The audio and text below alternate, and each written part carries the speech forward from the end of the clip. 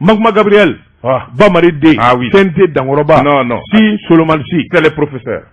Si Solomansi, professeur Messé, professeur Gunter, de la Sasa,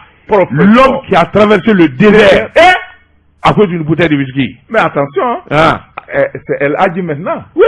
C'est El Hadji Si Solomansi. Pour ton information. Garbouquet, Abdelrazak Menta. Diɲɛ fɛn o fɛn n'a b'a kɛ i b'a sɔrɔ walima a ye katimuti an taatɔ Modi chauffeur mobili wuli a ko i jɔ ne bɔra a nɔfɛ k'a lajɛ a nana ala tɔgɔ sɛbɛn pine naani bɛɛ kan a pine naani bɛɛ a naani bɛɛ ala tɔgɔ sɛbɛn a ye tile kan an kɔrɔkɛ minnu bɛ Radio Mali la an ka foli b'u ye u b'a mɛn min ye kɔrɔkɛba ye jɔnni min ye Abamadu Dumiya ye Radio Kiledu an ka foliba ye l'homme o ti fɔ dɛ o de a kamaleniyatɔ ye mais nakura y'o ta fila ye o y'a kamaleniyatɔ de ye n'i ko l'homme i b'a dɔn nɛgɛ kɛrɛfɛ a tɔ a mɛ Jakite n'a ye wuli ka jɔ kɛ ka yamaruya di kunnafoni an b'a dakolo walo Daba Tunkara ni nin yɔrɔ in fɔra a bɛna hakili jigin cɛŋanaw la minnu ban'u musow n'u denw na ka ba Bamako Nbɛja la ka t'u da kungo kɔnɔ sanji la fiɲɛ na tile kɔrɔ nɛnɛ na kɔgɔjibaw ani bajibaw cɛra o fana cɛci min bɛ se k'a to e ni ne ka lafiya yan an ka finitigiw sɔrɔdasiw n'o tɛ Bamako ka di bɛɛ ye nka u diɲɛna de k'u ni di walasa anw ka kisi ko ni cɛya jɔnju de don ni cɛya i bolo don nka kungotɔ jɔnni sodi k'a dɔn o ka kɛlɛ man di jɔnni sodi k'a dɔn n bɛ bɔ ni sɛbɛn ye sɛbɛn min n'u k'a ma le repère ni ala ma jangɛ kungo bɛna don jamana kɔnɔ jɔnni sodi k'a dɔn jamana den min balo bɛ buuru la o de ka ca buuru dilanlaw buuru feerew buurutigiw jɔnni sodi k'a dɔn buuru ayiwa k'a yɛlɛla dɛ min ye 50 ye a bɔr'o la a bɛna yɛlɛ 60 la jɔnni sodi k'a dɔn bi ntɛnɛn don mun nana ni nin ye ɲama kunnafoni kɔni a carinna fa bɛɛ lajɛlen la yɛrɛjɛkulu min n'u faralen bɛ ɲɔgɔn kan buuru baara kɔnɔ k'o de ma fédération syndicale des boulangers et pâtissiers du Mali Ahmed Dembélé i k'a dɔn a wulikajɔ bolo kan an'u ka ɲɔgɔn ye min kɛra gɛlɛya ani dabalikura minnu digɛlen don hakaja i k'a dɔn u y'o de bolo da u y'a jira k'a fɔ min ye ɲɔgɔn ye Sibirijan Dɛmɛni u kun y'o kɛ o kɛra Yirimajɔ o senfɛ i k'a dɔn u ma bɛn ko la sabula fɛn min ye buru jubaju ye i k'a dɔn o ye farini ye farini sɔngɔ yɛlɛla ka taa bila ngalankata o kɔni tɛ k'u yamaruya abada buru kala ka se ka feere dalasi 30 walima 60 la Jɔnni Sedu ɲɔgɔn ye in senfɛ min ye ayiwa maître Amadu Umaru Sise o ye isu ye saratigi don i k'a dɔn a ka kɛ ɲɛna i ka kɛ sɛɛrɛ ye i ka sɛbɛnninw kɛ saratigiw ka bɔ a kalama a kɛr'o ye sɛbɛnnikɛla ko i k'a dɔn mɔgɔw bɔra fan bɛɛ fɛ buru gosi la i k'a dɔn Bamakɔ Kati min ye dugu wɛrɛw ye Mali kɔnɔ Ahmed Dembélé kɔni i k'a dɔn a ye bonyamasegin kɛ min ye buru feerela minnu bɛ yen ni nganaw kun don walima ɲɛmaw n'olu ntanyana i n'a fɔ Ibrahima Ali de Cissé a ye bonyamasegin kɛ ka ɲɛsin o ma ka sɔrɔ ka kɔrɔfɔ boloda a ko ayiwa buru feerelaw buru gosilaw i k'a dɔn gɛlɛyaba b'u kan bi sabula buru kala min n'o bɛ feere 50 o garamu ye n k'i ɲininka garamu 30 an kɛ a ko o don garamu 30 don a ko i k'a dɔn o bɛ yɛlɛ o bɛ taa n k'i ɲininka dalasi 60 la min garamu ye 110 ye o fana bɛ yɛlɛ o bɛ taa dalasi 30 la a ko petit pain gros pain ni petit pain kɛra 60 ye petit pain kɛra 30 ye y'a dɔn Bamakɔ ka bɛɛ duguba kɔnɔmaa bɛɛ bɛ buru dun y'a dɔn Irisu olu kɔni bɛ tigɛdɛgɛ yɛrɛ de ni buru dun ni ɲɔgɔn ye u k'a to yen Jɔnni sɛbɛnnikɛla ko nin ye gɛlɛyaba de dabɔtɔ ye sabula i k'a dɔn balo fanba o sirilen bɛ buru la a gɛlɛyali kɔni bɛ na ni ŋunuŋunu ani kuma caman ye nka u y'u ka dalu fɔ u y'a jira k'a fɔ ayiwa buru bɛ dilan ni farini min ye o de sɔngɔ fana yɛlɛla gadaw sabula i k'a dɔn bɔrɔ kelen 3000 ani kɔ o taara 4000 ani 200 la bi i k'a dɔn o bɛ na ni gɛlɛya ye kuma fura foyi t'o la min kɔni ye olu ka sɔrɔ dabi ɲagasi i k'a dɔn ayiwa min ye ayiwa farini mugu yɛrɛ o fana sɔrɔli o gɛlɛyal'u bolo kosɛbɛ nin de kɔni y'u ka dalu ye sɛbɛnnikɛla ko jamana ɲɛmaw i k'a dɔn ba ɲumankɛw i k'a dɔn ani wulikajɔ ni cɛsirikɛbaw jagokɛlaw ninnu bɛɛ lajɛlen welelen don min kɔni bɛ se k'a tɔ dɔ bɛ bɔ buru sɔgɔ la kɔnɔmaa bɛ lafiya cogo o de ka fisa sɛbɛnnikɛla ko buru i tɛ mun san buru n'a y'u jɛ u k'a kɛ 100 ye an t'a sa aw ka ɲɔnburu aw fanfɛla la ŋɔmi bɛ yen furufuru bɛ yen kaba buuru fana o bɛ yen o bɛ se ka dilan nin kun ye sɛbɛn ye n'ale k'a ma gɛlɛya u t'a kɛ kaba ye ani saɲɔ ye nin kun ye sɛbɛn ye wala keninge faranasa nin kun ye sɛbɛn ye an ye min bɔ le repère kɔnɔ a ka bi bɔli la Tabatungara ne bɛ n tɛgɛ don ni kɔni sɛbɛn ye an ko min ma Nouvelle Horizon ɲɛdankura Sereba n'o ye Mali online ye nin y'u ka sɛbɛn ye u ye mun fɔ a ko maa den fasanen ale de bi kɛ sababu ye ni k'i da don kuma caman na a ko bangiw ka syndicat bolo min bɛ yen n'o ye SYNABEF ye SYNABEF u kun ye tile 3 baara bila kɛ a gɛlɛyara tile 3 wɛrɛ tuguni u y'o daminɛ ka bila bila ka ta bila ka taa mun na de Pasane y'a kɛ ne ko e ko SYNABEF tɛ CEDEAO ka kɛlɛ la walima faransi ka kɛlɛ la CEDEAO dama la hawla ninnu ni n'a y'i ja fu ni jadisiw don vraiment ils veulent asphyxier le pays hein faransi banga CEDEAO banga SYNABEF banga un pays en guerre il faut faire des enquêtes SYNABEF inga il faut mener des enquêtes la question mérite d'être posée je te jure c'est pas normal sɛbɛnnikɛla ko a ko n'i y'a ta k'a lajɛ bangiw ka fara ɲɔgɔn kan jɛkulu o de ye APBF ye a ɲɛmaa ye Birahima Amadu Ayidara ye ale yɛrɛ olu taara ɲininka yala nin grève in min n'a bɛ kɛ SYNABEF fɛ mun de b'a ju la fɛn min ye kow ye sɛgɛsɛgɛli minnu n'olu y'o kɛ Mali online y'a jira k'a fɔ fɛn min ye syndicat ye o daminɛ u kun y'a ɲini k'a fɔ fɛn min ye u ka saraw ye 100 sara o 100 sara 35 ka fara o kan sabula convention collective min n'o ye bangiw ka bɛn u ye min dɛgɛ nɔ bila a ko fɛn min ye u tun b'a fɛ segin ka k'o de kan olu yɛrɛ niyɔrɔ ka bonya la bangiw ko a ko jamana bɛ dabolo min kan bɛɛ ka sɔrɔ de jiginna kuma tɛ bangiw yɛrɛ ma o tuma a y'a lajɛ a ka waati dɔ kɔnɔ min bɛ se k'a to ko in ka jate minɛ hakilisigi la n'o tɛmɛna ka bɔ yen voilà gɛlɛya bɛ min ils n'ont même pas refusé n'o tɛmɛna ka bɔ yen a ko fɛn min ye wulikajɔ wɛrɛw ye u nan'o kɛ convention collective o tuma olu b'a fɛ a relecture ka kɛ sabula fɛn min ye disposition dɔw ye n'o ye article 2 alinéa 3 4 olu kɔni bɛ min laɲini o de ye k'a fɔ fɛn min ye grève min n'olu b'a kɛ grève in ka yamaruya taa ka segin bɛɛ lajɛlen la sabula baarakɛlaw bɛ gɛlɛya sɔrɔ grève senfɛ min bɛ se k'a to convention relecture ka kɛ bangi ɲɛmaw ko an ma bɛn o ma nka sisan ne t'a waati ye sabu mankan bɛ jamana kɔrɔ a y'aw hakili sigi sabanan u ko fɛn min y'u baarakɛɲɔgɔn dɔ ye n'o ye madamu Kani Jɛnɛba Sali ye n'o kun ye BDM baarakɛla ye min n'a gɛnna ka bɔ baara la k'o sababuya kɛ ko wari dɔw tunun'a kɔ u b'a fɛ a ka ta baara la nɔ la a k'a kɛ bɛɛ lajɛlen ka d'a ma bangi ɲɛmaw ko an ma bɛn o ma nka ko min sera kiiri ɲɛkɔrɔ sariyatigi Mali sariya de ye kiiri tigɛ k'a fɔ muso in ni gɛnni ka kan wa sariya de y'a gɛn kiiri de y'a gɛn anw bɛ se k'o ta cogo di maa min bɛna na sɔnni na Allah ne ko bangi jumɛn ni jumɛn bɛ grève la dɛ an k'an ka wariw bɔ yen Ecobank b'a la bɛɛ k'i ka wari cɛ ka bɔ yen bangi minnu tɛ grève la an ka taa an ka wari bila yen walima an ka coffre fort san ah oui non mais ça c'est quoi non a ma s'o la o an bɛ tabale gosi sisan bangi grèvisi ninnu minnu sɛbɛn ye baara ye olu ka na ni maa o maa ma na i bɛ bɔ yen maa wɛrɛ bɛ bila yen nɔ la mais tellement de diplômés en économie en gestion en comptabilité en banque et assurance qui sont on va les recruter. Mais, wallah, ils ont fait des. Non, mais ça ne va pas. Si jamais ils ne sont pas en complot avec la France contre le Mali, c'est possible. Nam. Sɛbɛnnikɛla ko a ko n'i y'a ta k'a lajɛ bangiw ka fara ɲɔgɔn na jɛkulu n'o ye APBF ye olu kɔni k'u bɛ yafa de ɲini bangi a clients fɛ sabula nin tɛ olu ka laɲini ye maa pasanen dɔw de b'olu bolo minnu kɔni n'u kɛlen bɛ k'u yɛrɛ kɛ syndicat ye ka syndicaya bloqué don kuma min bɛ b'u da u n'o fɔli yɛrɛ maga u taar'u jɔ ko bangi damadɔ bɛ yen k'olu ɲɛmaw ko olu ka bɔ ka bɔ baara la maa wɛrɛ ka bila olu nɔ la olu de y'u sigi yan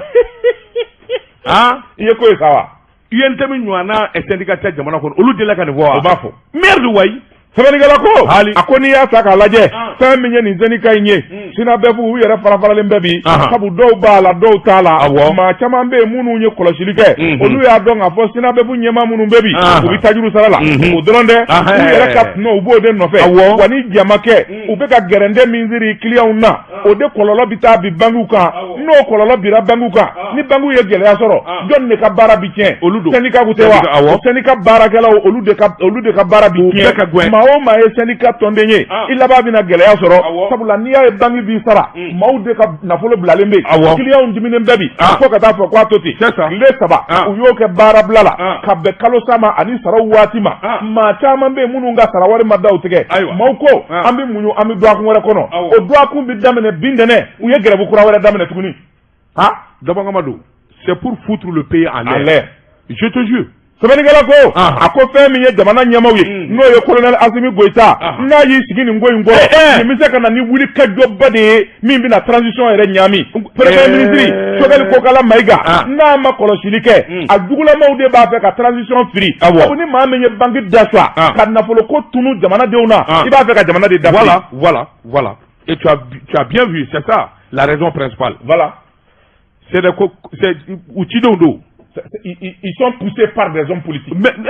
à donner d'eau, c'est compris? Nam. Sɛbɛnnikɛla ko a ko maati min n'o selen bɛ a ko fɛn min ye sinabe fu ye syndicat in yɛrɛ mun de la Asimi tɛ se ka décret de ta ka syndicat in yɛrɛ supprimer ka bɔ yen an ka tɛmɛ n'an ka mais il le faut.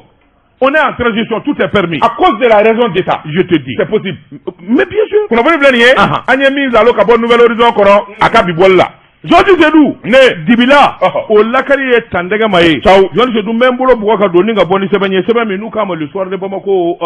wula o don maa min ye sɛbɛnni kɛ a tɔgɔ de ko Alhaji Mahamadu Gaba Mahamadu Gaba ko a ko Isa Kawu Jim i k'a dɔn latigɛ a b'i ni ka bol'a kan le numéro 10 Tanzaba kaso datuguli Isa Kawu Jim min ni kuma ka d'a da wulikajɔ ka d'a ye karabu ka d'a ye nka e ko a t'i ni ka to dabara la sen de sɛbɛnnikɛla ko a ko i k'a dɔn ko in gɛlɛyara fo ka taa fɔ a to ten sabula min ye soronin donbaw ye ani ba ɲumankɛw bɛɛ lajɛlen y'i se kɛ Isa Kawu Jim ye nka binnen bɛ ji min na a jɛ man di a ko Isa Kawu Jim waati kɛra min kɔni ye kuma ye i k'a dɔn a bɔ kuma purukutolenw ani kuma jɛngɛnenw kɛrɛtigiw nana jateminɛ a nɔfɛ kabini bi tɛ k'a fɔ de ye a bɔ Choguel Kokala Maïga ko don wa ayi k'o tɛ sabula min b'a n'o ni ɲɔgɔn cɛ a yɛrɛ y'o dɔn maa filan tɛ fɛn min ye i tɛ se fɛn min na ala gɔngili n'o sigiri i kunna ka ban i k'a dɔn i sigiyɔrɔ kelen ɲɛ don u b'a fɔ tubabukan na i k'a dɔn liberté d'expression i k'a dɔn o ye tubabukan ye tubabukan min don saratigiw jɛnɛ don n'a ye maa kalanenw b'a dɔn nka ale ka liberté d'expression a bɛ ne ka kɛ damatɛmɛ ye sabula kuma minnu bɔra da kɔsa in na CEDEAO cɛ in ka gɛnni na o kɔni ye a ye jamana yɛrɛ de lagosi CEDEAO kosɔn sɛbɛnnikɛla ko saratigiw y'o de jira a la k'a fɔ an bɛ donni minɛ ko bi Mali bi danga min na jango e yɛrɛ taara i ye hɛrɛba sɔrɔ don bɛ se ka sigi ka miiri don dɔ tɛmɛna ko Isa Kawu Jim k'a bɛna don CNT la walima a bɛ kɛ jamana faama ye sɛbɛnnikɛla ko n'o ma ku i la i k'a dɔn i na ku kaso kɔnɔ o kɔni o sira kɔni ka nin minɛ o kana bila n'u man da ɲɔgɔnna k'a la dɛ o ye mun ye la de Allah n dɔgɔja ko dɔ kɛra u ye mun k'i la ye mun ayi isolé o kɛra la de o la juguba yɔrɔ dɔ de bɛ ko isolé yelende soso ɲɛbɛrɛ jata kɔli u ka ɲinɛ wuluni min maa fasa tigɛ o de bɛ yen o kɛra la u k'a don ye i ɲɛ na koyi e sedu i ma nin fɔ ye dɛrɛ isolé ayi Jɔnji Sedu sɛbɛnnikɛla ko a ko Isa Kawu Jim i k'a dɔn da ye fɔlɔ ko bi tigɛ sabula jamana yɛrɛ lagosili ani jamana ɲɛmaaw lagosili Jɔnji Sedu i k'a dɔn o de ye gɛlɛyaba ye soronin donbaw kɔni taara nɔfɛ a donnama in kama i k'a dɔn u kumana u y'a ɲini i k'a dɔn fa bɛɛ lajɛlen na Isa Kawu Jim kɔni a bɛ se ka taa ka so a donnama in kama ka t'i dakabana ko sɛbɛnnikɛla ko o kuma tɛ ka sababu kɛ min ye kɔrɔfɔ minnu bɔra a da n'o ye jamana gosi ye n'o ye jamana cili ye n'o ye jamana burujali ye o ye kawale min jɛgɛ jugu kosɛbɛ hali n'o y'a sɔrɔ i bɛ ayiwa min ye jamana ɲɛmaaso la hali ni b'o la an bɛ donni min na ko bi Mali ye kolo kelen ye faamaya ni fantanya ti maa don jamana burujali la Isa Kawu Jim sɛbɛnnikɛla ko tuma min n'u taara n'a ye kiiritigɛla ɲɛkɔrɔ i k'a dɔn sorondonbaw kɔni jigi sigilen kun don a don k'a fɔ liberté provisoire a na don olu ma u bɛ taa n'a ye kaso ni kiiri waati sera a bɛ segin u y'u sen don k'u bolo don kiiritigɛla kuntigiw ko ayi ko a ti ɲɛ a sirilen nana cogo min mɛnɔte bɛ k'a tɛgɛ la o cogo kelen la a bɛ taa kasobonba la wa a bɛ taa kasobonba la Jɔnji Sedu a bɛ komi i n'a fɔ kalo 3 kaso o datuguli i k'a dɔn a b'o de la sabula a fɔra kiiri kura bi kɛ min ye décembre kalo tile 3 nata ye a ma bila koyi kiiri kura de bɛna kɛ tuguni o senfɛ u bɛna jateminɛ Isa Kawujim a bɛ bila wa a tɛ bila wa a jo dɔ bɛ fara kaso kan wa a jo don wa a jo tɛ wa Jonas Sodu k'a dɔn nin bɛɛ lajɛlen gɛlɛya bɛɛ sɛbɛnnikɛla ko n'a ma tila koyi ji kɛra dugulamakɛ ka ji kɛra a ka bugu la o k'a bɛ nɔnɔ min l'imperturbable a ma perturber ça a ko ale bɛ nɔnɔ min a ma ci bila Assimi Goïta Assimi Goïta l'imperturbable patriote Assimi Goïta o ka ci ka taa ni ma o a ma biper mais min bɛ yen il fallait biper Assimi a ka ordre di Jonas Sodu Assimi bon min bɛ Assimi ka ko goya k'i bɛ k'a défend k'i ye problème sɔrɔ k'a bɛ t'i bɔ wa sɛgɛ e ma ye ne ta nin président nin président a ye président faamu ko a ye maliden minɛ cogo di la hawla Jonas Sodu sɛbɛnnikɛla ko a bɛ min na ko bi Isa Kawujim i k'a dɔn nɔnɔ kɛnɛ min kɔni b'a bolo nɔnɔ kɛnɛ yan'a ka bɔ kaso la k'a b'o min o bɛ kɛ nɔnɔ kun ye a ye nɔnɔ kɛnɛ sama Isa Kawujim ma a ko a bɛ nɔnɔ kɛnɛ de min k'ale yɛrɛ bɛ nɔnɔ kɛnɛ min ne ko n'i bɛ nɔnɔ kɛnɛ min karamɔgɔ min ye i kɛ misitigi ye karamɔgɔ min y'i kɛ misitigi ye n'o ye ayiwa Mamudu Diko ye yarɔ kɔni o ka nɔnɔ kɛnɛ ka girin ta ye o ye fila misitigi ye ne ko k'i bɛ nɔnɔ kɛnɛ min jamana in kɔni maa ni min bɛ ka jama tile k'a bɛ se ka bila i yɛrɛ la nin t'o ye i b'a bɛɛ ka jama fo ka taa bila i yɛrɛ la o don ne tulo b'a la a bɔra ka Facebook maniw nani ko n'i ye wari di min ma o b'i tugu o ta o y'aw ko ye sa o y'anw ko ye ale farala anw kan réseaux sociaux in de taara n'a fana ye o ni mun ye sɛbɛn ye a ɲɛ min sɔrɔ ka bɔ soir de Bamako kɔnɔ Bamakɔ wula Kabatunkara ne bɛ n tɛgɛ don min kɔni sɛbɛn ye an ko min ma le pays Fasiriba n'o ye Burama Gindo ye nin y'a ka sɛbɛn ye Burama ko su o su bi ja a bi dɔ kabi fitiri Mali kura daminɛna sabula dantɛmɛwale ani fɛn min ye jamana burujali nafolo sonyali ani fɛn min ye yɛrɛsagokɛ o min tun bɛ jamana in kɔnɔ dɔɔni fɛn min ye colonel Kulogere min n'o ye colonel Assimi Goïta ye a ti kuma maa fɛ sɛbɛnnikɛla ko i bɛna ka na maa dasa sigilen ɲɛna a tɛ hali a kɔ filɛ i b'a fɔ Kulogere colonel Kulogere a ka nin hawla wala quwata o don ko anw taara Kati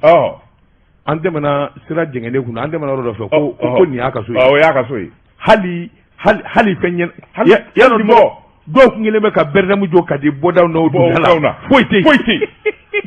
ne ko f'i fɛ n ko fangaw tɛ kelen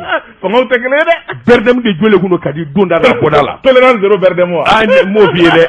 nka ale ta maa saba maa fila hali t'a dɔn ko président ka yɔrɔ maa fila maa saba jɔlen kɛnɛma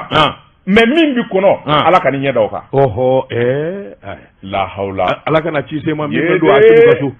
an kɔni tɛ ayi Assimi fɛ taali kɔni man di o maa min ti wari di maa ma n'o y'i wele fanga ɲuman kɔni tɛ n'a ye n wele n b'a fɔ n ti taa RFI doit tempérer attention ça c'est des propos délictuels je retire je m'excuse mais n'a bɛ wele ni bangata je retire n bɛ taa je retire sɛbɛnnikɛla ko a ko colonel Assimi Goïta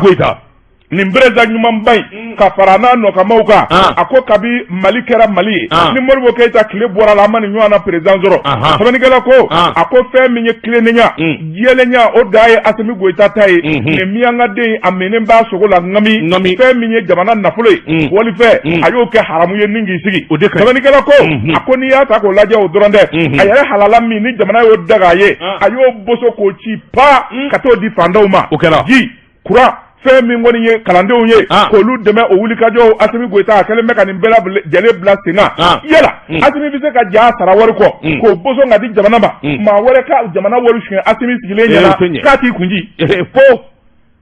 fo k'i ye ne fila sɔrɔ sɛbɛnnikɛla ko jamana nafolo suɲɛbaw a burujabaw n'u ka kegu u b'a dɔn k'a fɔ fiɲɛ yɛlɛmana sɛbɛnnikɛla ko fiɲɛ yɛlɛmana o de dɔnna jamana denmisɛnw fɛ u ye wulikajɔ kɛ duwakun furancɛ in na jɛkulu dɔ bɛ u ko min ma mouvement yɛrɛwolo debout sur les remparts jamana denmisɛnninw u wulila anw b'a fɛ sa nin colonel fanga min n'a sigilen b'an kunna fɛn min ye colonel Assimi Goïta colonel Sadio Kamara colonel Maliki Diaw colonel Modibo Kone colonel Ismaël Wage ngana kɛ ninnu na fɛn min ye fɔ 2023 ka tɛmɛ n'a ye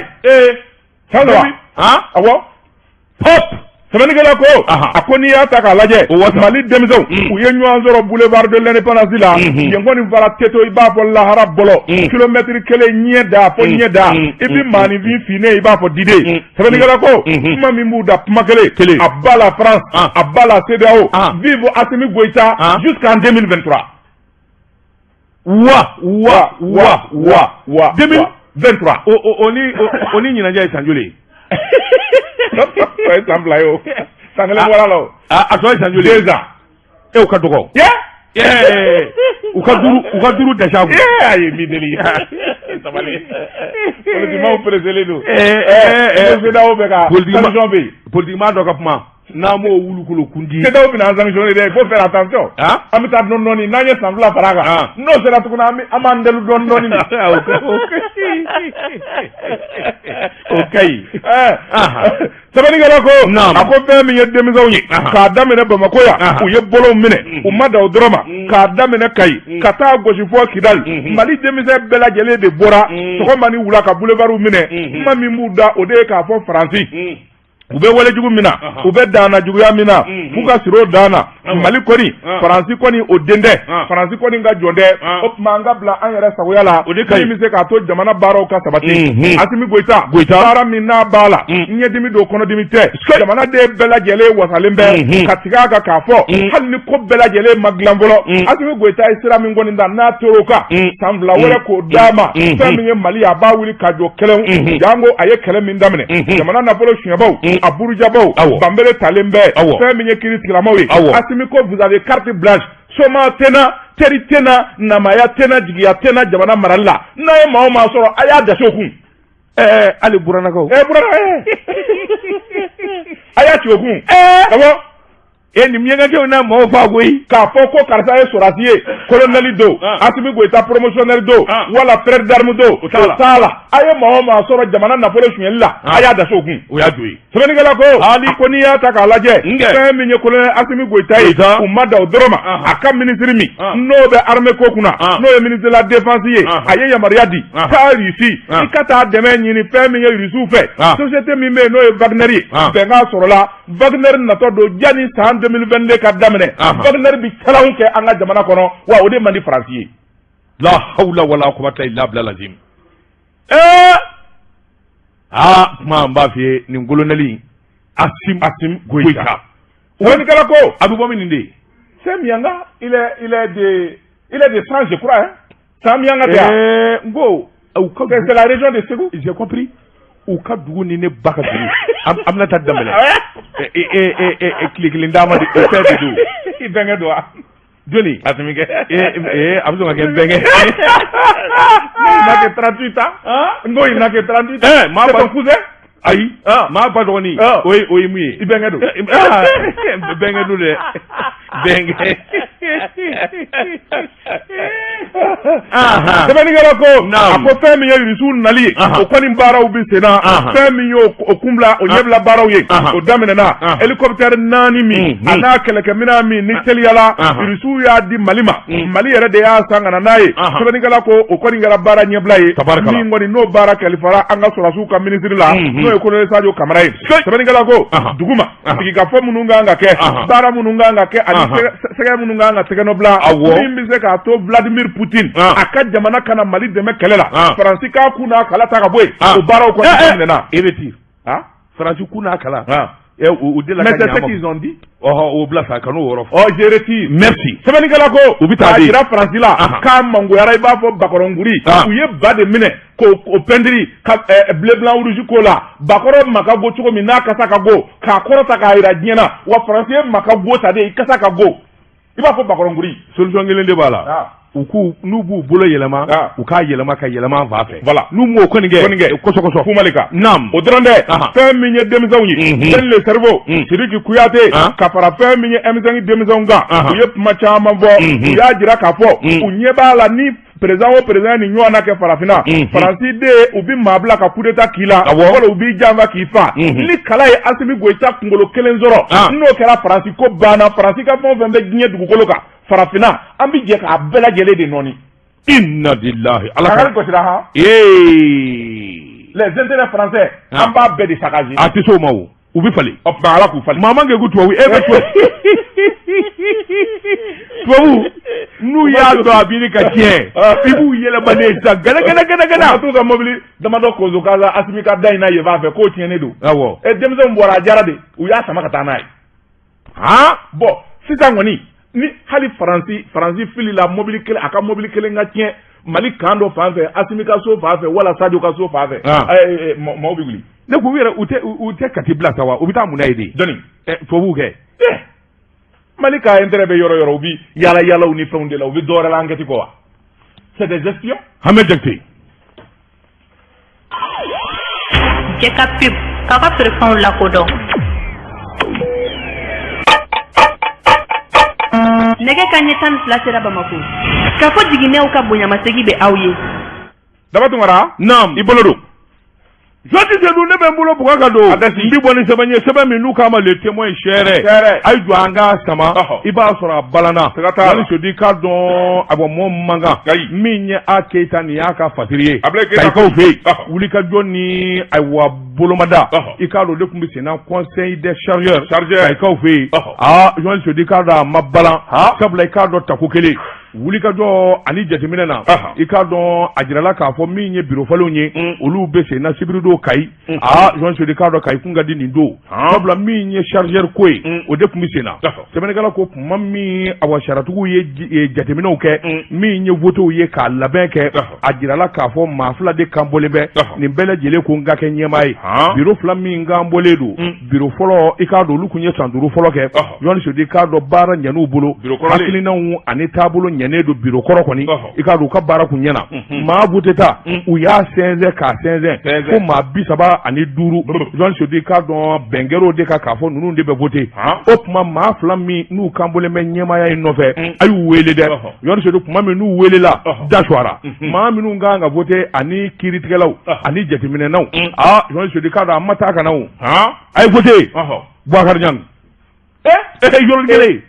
tako kelen yɔrɔnin kelen k'a fiyeko ten Amadu Niang dɔgɔkɛ mun ye munafiya ye Amadu Niang dɔgɔkɛ cogo di Daba Niang dɔgɔkɛ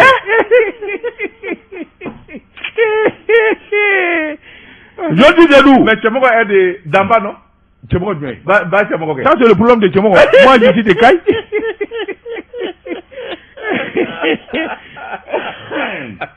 Joti Seydou sɛbɛnnikɛla ko maa 19 i k'a dɔn ayiwa Boubacar Niang u k'a ma ko Papa Niang Jean Sodi k'a dɔn yɔrɔ bɛɛ dɔnkili ani bala bɔra fa bɛɛ lajɛlen na Jean Sodi k'a dɔn Papa Niang yɛrɛ denmisɛnnin hakili sigilen denmisɛnnin tɛgɛ ko ɲuman a bɛ maakɔrɔba tɛgɛ nɔɔni a ko nin tɛ dunufɔ ko ye nin tɛ balafɔ ko ye Kayi ko de don jamana ko de don ne gagnera o min filɛ nin ye n'ale k'a bɔlen don o de gagnera nin ye Kayi ka gagné de o tuma an bɛɛ lajɛlen bɛ ɲɔgɔn bolo i k'a dɔn o tuma bi b'an dan na an bɛɛ lajɛlen ye setigi ye sabula an bɛ wuli ka jɔ ni jateminɛ min na a y'a jira i k'a dɔn a tɔɲankɛ la ale n'o fila de tun bɛ min ye Boubacar Dugure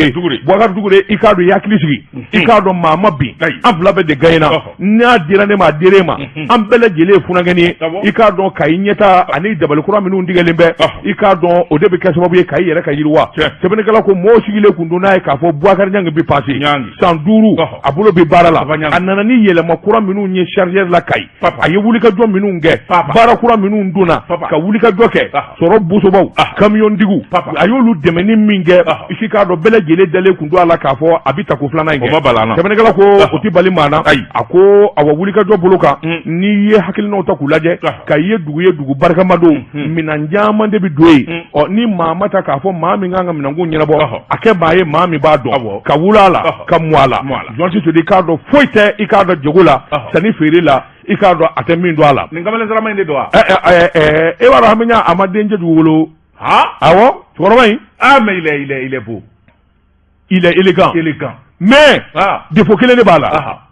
cɛni dɔ b'a bolo Kayi o bɛ Orange Money ci o de ka suma o ka suma o ye suma yɛrɛ donc tu connais son numéro Orange Money qui là papa ngi ma c'est mon petit frère a ka cɛni ka suma ne y'a wele ko papa n k'a kɛra cogo di ne b'a fɛ ka taa Segu a ko n bɛ Orange Money ci 5 minutes n ko i ka cɛni a gɛn mais comment il peut être là mais pendant 12 mois 5 minutes o fo koni masuma o kasuma tu peux attendre 1 heure de temps jamais de la vie dore garibu ko ni wuye sebanye anya mi zalo ka bo témoin kono chere kabatu ngara ne bin tiga do ni koni sebanye ango mima le prétoire parce que ba no e binaja dumbiya e nya ka sebanye binaja ko bongoro keru abidatu ne bo basala école metru no e en metru ye anga puma chale be do wala te wor ko do article 39 o mi na ku mbolé be ka bi angoni ye sa ko ni bela jele ke kulu kala la gouvernement bora ngofe examen u kera jabu bora école dum basera na mi ngoni ngera gele o ye école wili natai fe mi ngoni ye gouvernement ye o ye siki ka foke be make kula nga ala ni fe mi nye ko nye école metru yere ami nyini ngalla bo soro ko ina anya hakili do ni zoro sawu nana laje école tami noble alembe bika no bamru kalo kili folo jijigina nga tola o ma fe mi école metru ya nana jatemeneke mi ye nyina ngalandaye ango ke basiki kona awo pas de problème on ne boycotte pas ben bravo voilà il faut nous féliciter mais c'est la transition bravo félicitations oui ani fosojo nga ani sina be fitekele nga bala de nga mi bala nambi do ami kalake nga andimine de bido opma na andimine dona classe wo classe no o ma ka cha ma biduru école de andi doyi wa amunali Saria de ko 50 élèves par classe. École de Tomi Maga, oye école de supplémentaire, ando kala. Eh ben, no de do, il n'y a pas de problème. Collège moderne de Batungara, Nafadi.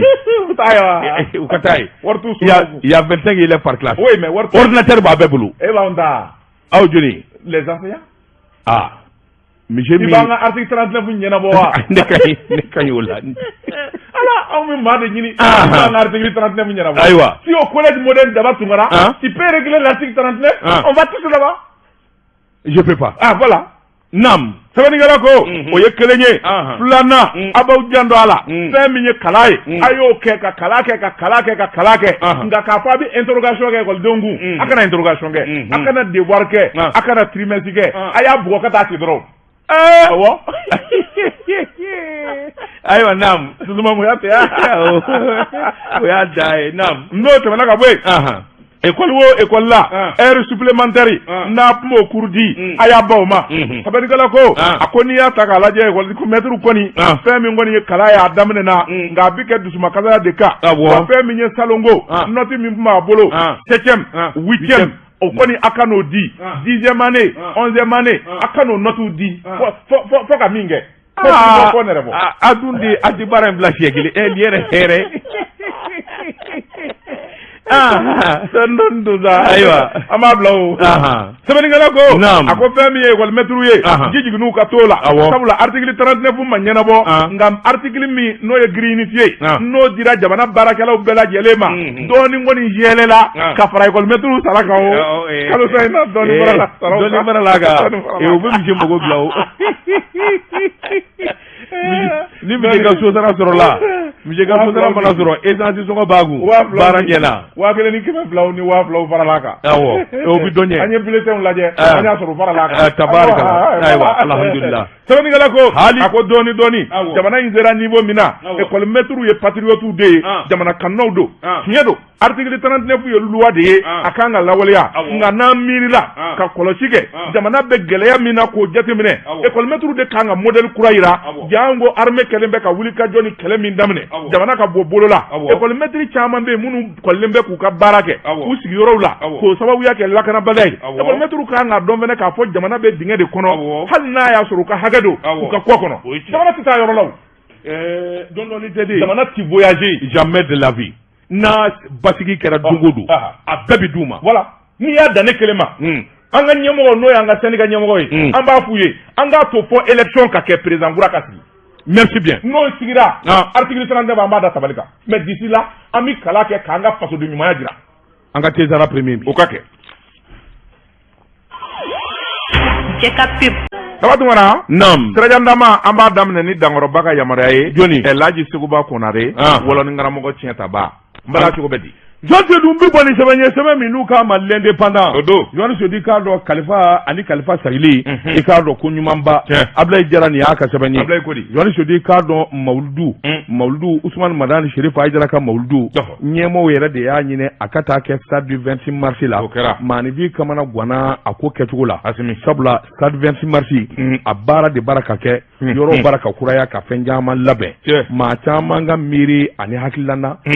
nin jama lahulata in mana ɲɔgɔn sɔrɔ stade 26 mars la o y'a ko bannen a bɛɛ bi kari segin bɛ kɛ baaraw kan Yohani Seydou i k'a dɔn ayiwa min ye wulikajɔ ni cɛsiri i k'a dɔn kuma min ni Mawuludu banna i k'a dɔn Sayid Ousmane Madani Chérif Aïdara a ka cidenw i k'a dɔn n'o ye comité d'organisation min ye Dr Kalifa Kulubali i k'a dɔn u taara fara 26 mars ayiwa baarakɛlaw kan ani ɲɛmɔgɔw kan u ka yaala i k'a dɔn maa mana wele kɛnɛ min kan n'i ye filen min di o kalaba bi sɔrɔ u ka yaala k'a lajɛ yɔrɔ o yɔrɔ bɛ yen n'a sɔrɔla o tiɲɛna walima ni fiɲɛ kɛra yɔrɔ min na i k'a dɔn u kan'a lajɛ k'a hakiliw jagabɔ ɲɔgɔn fɛ min ye 26 mars ɲɛmaa ye ani Dr Kalilu Kulubali u yaalala fan o fan bɛɛ ni u kan ka lajɛ i k'a dɔn u taar'u ɲɛ da bɛɛ kan u y'a ye k'a fɔ minɛn kelen tɛ min ɲɛna yɔrɔ kelen tɛ min garila Yohani Seydou i k'a dɔn stade 26 mars ɲɛmaaba Sidi Mohamed Alhassan a ko ale yɛrɛ kamana ganna nin ɲɔgɔn na jama lahulata o ka ɲɔgɔn sɔrɔ nin yɔrɔ in na hali gari makari a ko a kamana ganna silamɛya dɔrɔn de bɛ se k'o kɛ a ko o tuma ale dalen ka sɔrɔ a ma kɛ ale yɛrɛ kun sirannen don nka ko in bannen n'ale nana yɔrɔ lajɛ a dabali banna a kamana ganna ɛlɛ ni foyi den kelen tɛ min diɲɛna foyi den kelen tɛ i k'a dɔn min bɛ se ka min a bɛ fɔ ko nin ye maa nɔ ye Yohani Sodi k'a dɔn ayiwa hadamaden mana taa yɔrɔ min mana foroko ni fɛnw u y'a bɛɛ lajɛlen fura ka bɔ yen i b'a fɔ ko foyi ma i b'a fɔ ko maanifin yɛrɛ ma se stade 26 mars la nin kun ye sɛbɛn ye an ye min bɔ indépendant kɔnɔ a ka bi bɔli la daba tunkara ne bɛ tigɛ don ni bɔ ni sɛbɛn ye an ko min ma le focus parce que n'o ye STD nin y'a ka sɛbɛn ye n'i ye bolokɔni balani nɛn ni ɲɔgɔn cɛ ni tulu tɛ kɔgɔ bi Sophie Petronnet Faransi ka den min ni musokɔrɔba don n'a kun minɛna otage jamana kɔrɔ b'a fɛ n'a bilara min ni Sumala Sise bilara ɲɔgɔn fɛ musokɔrɔba in a seginna ka na tuguni an ka jamana kɔnɔ a y'i wɔlɔ bɛɛ de ka don trafiquant sira fɛ ka taa su kelen si ɲɛna Sikasokaw fɛ yen ka laban ka duguma sira ta ka taa kɔrɔ fɛ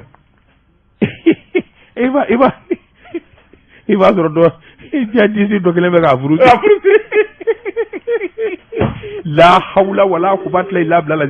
kana ni wogo o de kɛra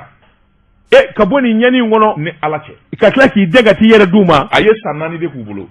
wa bɛnka dɔ b'a ko dɔ kɔni bɛ yen sɛbɛnnikɛla ko a ko Sophie Petronnet n'a y'i jɔ a fɔ Mariamu Petronnet sabula k'a ye silamɛ tɔgɔ da a yɛrɛ la a ye Sophie ŋɔni bɔ a yɛrɛ la kunsigi kun bilalen bɛ a y'o dabila a bi ijabu de bira a kunkolo la o tuma a filɛ k'i wɔlɔbɛ ka na fɛn min ye Faransi a nalen kɔfɛ fɛn min ye san 1 ye a filɛ k'i wɔlɔbɛ ka segin a farala sɛbɛnnikɛla ko a ko fɛn min ye Sophie Petronnet ye Mali yɛrɛ sécurité d'État olu de bɛ k'a ɲini sabula u ye kunnafoni sɔrɔ k'a fɔ a y'i wɔlɔbɛ ka don sira dɔw fɛ f'a ye su kelen si ɲɛna su kelen silen kɔfɛ a kun bɛ yɔrɔ min kan o ye jamana kɔrɔyanfan ye maa b'i yɛrɛ la ɲininka Sophie Petronnet nin bɛna mun na bilen i ye nin gɛlɛyabaden kun Mali ye nin waribaden kun bɔ walasa i ka bila otage baden de bɛ yen minnu kun ye maajugu ye n'o ye jamana burujabaw ye terrorisiw olu bɛɛ lajɛlen bilara i nɔfɛ Sumayila Sise fɛnɛ o bilatɔ la a ko i bilar'o nɔfɛ yala i bɛ laban tuguni ka segin ka na o yɔrɔ kelen la tuguni cogo jumɛn gansan kɔni tɛ o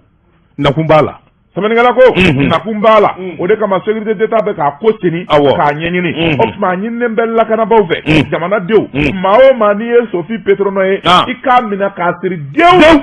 kana di faamaw ma n'o tɛ a farala jugu kan dɛ kunnafoni filɛ nin ye faransi den de don elle est française u tɛ siran ko ɲɛ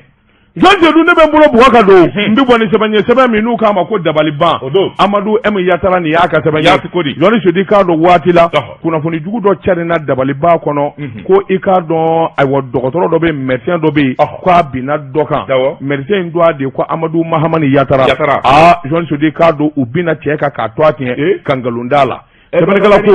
sɛbɛnnikɛla ko Amadu Mahamani Yatara a yɛrɛ wulila ka taa sɛbɛnnikɛla fɛ yen ko in kɛra kɛcogo min na a bɔra da min fɛ k'i da don a bɛɛ lajɛlen la sabula a fɔra k'a bɛ kasumabala nkalon i k'a dɔn a yɛrɛ bɛ munumunu salo la sabula i k'a dɔn janfanba de tigɛra ayiwa ka se ka taa turu nin ko in kɔnɔ dɔgɔtɔrɔ min don wa sɔrɔdasi de fana don koyi a bɛ dɔgɔtɔrɔya la kɔrɔnfɛla dilan a kun nana tile fila taamana ka na bɔ sɔmɔw ye Yohane Sodi k'a dɔn nin latigɛ in nana bol'a ka Bamakɔ yan a ko min ye nin wulikajɔ in ye sɛbɛnni kɛra a fɔra radio la a fɔra réseaux sociaux la a ko bin kɛra kan o kuma tiɲɛ yɛrɛ ye min ye ni ka se k'o kofɔ Yohane Sodi i k'a dɔn a ko kɛra cogo min i k'a dɔn komi bɛɛ lajɛlen b'a dɔn sigida la ale ye dɔgɔtɔrɔ ye septembre tile 16 i k'a dɔn a muso dɔ nana fɛ muso in dɔ a ye ko FK nana ale fɛ yen i k'a dɔn fɔ a ka so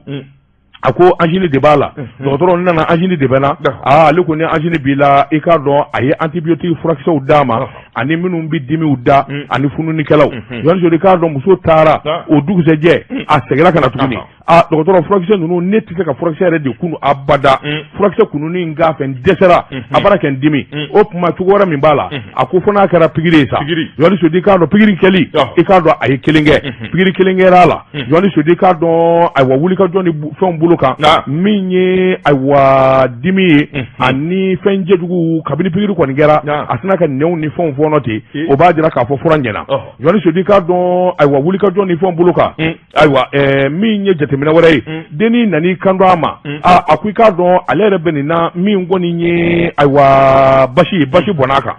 basi bɔn'i kan n'o fɔra dɔgɔtɔrɔ ye basi o bɛ bɔ fan min fɛ n'o laroué o tɛ lajɛ wa Yohane Sodi k'a dɔn ayiwa n'i y'a mɛn tubabukan na touche vaginale i yɛrɛ y'o ɲɛ dɔn e bɛ fɛ ne k'a confirmer mais je suis pas médecin je suis pas gynécologue docteur Soumaré de bi nin ko dɔn awɔ donc a ye ayiwa tituluw k'a la yɔrɔ minnu bɛ yen n'a bara ka kule olu la k'olu b'a dimi dɔgɔtɔrɔya la o ye wajibi ye a y'olu lajɛ awɔ a y'a ye k'a fɔ jɔnko la i k'a dɔn ko wɛrɛ bɛ sɔrɔ muso in na min tɛ nin ye o yɔrɔnin bɛɛ lajɛlen na a y'a fɔ denni ye o tuma e ka nin ko in a bɛ ni ka bɔ ka taa dɔ wɛrɛ la koyi a ti ɲɛ sa f'i ka taa lajɛliw de kɛ laboratoire la n'o ye sɛgɛsɛgɛliw ye i bɛ taa sɛgɛsɛgɛliw ni fɛnw kɛ k'a lajɛ Oroni bɛɛ komi wari tɛ denni kun a ko a ma sini i bɛna ni Ala sɔnna a ma komi nana ne deli Ala de kama 16 heures waati i bɛna i k'a dɔn n'a lajɛ ni bɛ se k'i dɛmɛ cogo min na waase ka se ka fɛnw kɛ i k'a dɔn a nalen a ye pikiri wɛrɛ k'a la angine jugumanba b'a la Yohane Sodi k'a dɔn muso nana tugu ka pikiri wɛrɛ kɛ a ko a tɛ kɛ ten koyi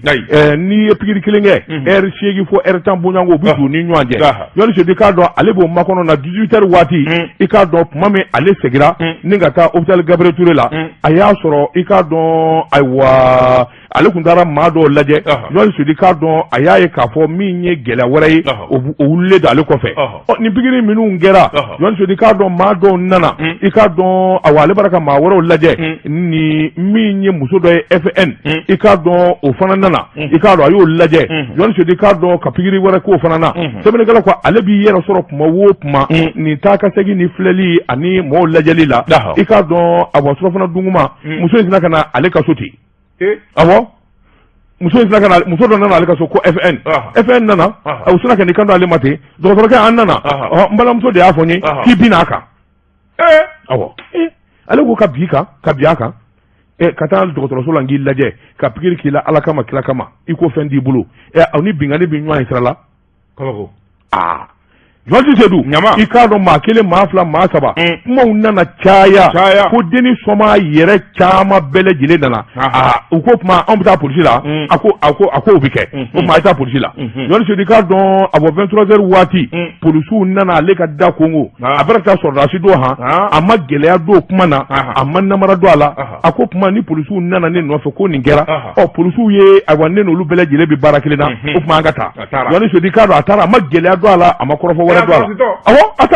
ni maa wɛrɛ dɔn a bɛ kɛlɛ wuli o ni jo tɛ fɛn min na i bɛ taa o a selen commissaire de police la commissaire y'a fɔ a ye ayiwa u nana nin de fɔ k'e binna muso in kan a ko ayiwa commissaire e ye faama ye i k'a dɔn e bɛ nin ko in ɲɛdɔn commissaire ko ayi nin ko in bɛ taa bila juge kiiritigɛlaw de ɲɛkɔrɔ o yɔrɔnin bɛɛ i k'a dɔn u ye dossier ta ka taa n'a ye juge d'instruction dɔ fɛ yen o ye sɛbɛnfuraw ni fɛnw jateminɛ o yɔrɔnin bɛɛ mandat de dépôt i k'a dɔn i bɛ taa kaso la u sera ka taa n'a ye kaso la a yɛrɛ taara kaso la a taara kaso la nin bɛɛ la ale y'i ta in di ala ma Yohani Sodi sɛbɛnnikɛla ko nin gundo ala de b'a dɔn sabula sɔrɔsikɛ in kɔni y'a jira n'o ye médecin ye Yohani Sodi k'a dɔn kiiri nana kɛ kiiritigɛlaw fɛ yen u ye sɛbɛnfuraw bɔ ka sɛgɛsɛgɛliw ni jateminɛ kɛ a taara ye k'a fɔ jɔn ko ala nin ko in ye janfanba de ye min dingɛ sennen don sɔrɔdasikɛ ɲɛ Yohani Sodi k'a dɔn a ma ɲɛ min kɔ kiiritigɛlaw ye a labila k'a fɔ ko in ma jɛya sabula sɛgɛsɛgɛliw ni jateminɛ caman bɛ yen minnu kɔni jɛlen tɛ a bilala nin kun ye sɛbɛn ye an ye min bɔ dabaliba kɔnɔ a ka bi bɔli la ala k'an kisi gɛrɛgɛrɛ ma amina yarabi mɔmuso tun bɛ to ka nin fɔ o k'ala k'i kisi gɛrɛgɛrɛ ma gɛrɛgɛrɛ ma ɲi dɛ gɛrɛgɛrɛ ma ɲi n bala cogo bɛ di an ka bisa bila sɛgɛnnafiɲɛ kuba bɛ kamasuru k'a ja o b'o k'a ja Yohani Sodi waati n'a ka waati ma se gɔngɔlɔ bi an b'a bila yan bi an b'a bila yan foli ni tanni an b'o ta ka lase président ma joli le président des présidents c'est qui l'ingénieur des ingénieurs Mamadou Namaté Allah mon président je suis son secrétaire général il faut pas qu'il oublie président Afamano président ale taara sɛnɛ de la ale ye double ye double do ne ye fankelen ye double cogo di double sɛbɛn ale ye double sɛbɛn de double tu parles comme ça du président mais tu seras sanctionné non il va pas me sanctionner je suis son secrétaire général belebelebe joli n'o ye Zénith R ye Bɛɲɛɲare an bɛ foli ni tamni d'a ma fɛn min ye dankɔrɔba ye n'o ye Ibrahima Karaɲara ye Bamade Badema wallahi Bamade dankɔrɔba il est là bɛ taa mini mais ne n'a faamuya o Seydou wala kuma in na a bɛ to ka ɲɔgɔn ye mais ça c'est Bamako ba joliba ye ça c'est grave Bamako bajiba in jɔnni da ye Sosaf